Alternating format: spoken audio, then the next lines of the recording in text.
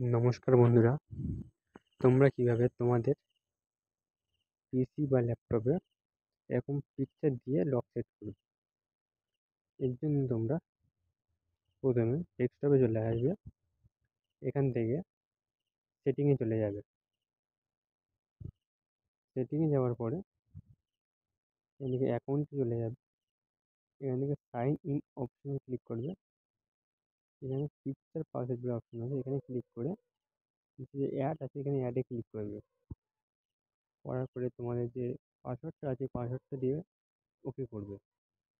আমি ওকে করছি পাসওয়ার্ডটা দিয়ে।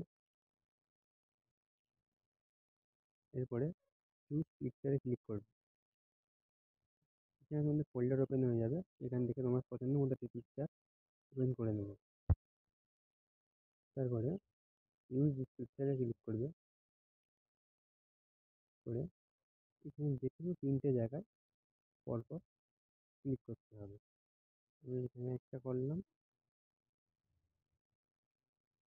এখানে একটা, এখানে একটা। এটাকে রিপিট করতে হবে, মানে কনফার্ম করতে হবে। আমি করে নিলাম। হুম, হুম।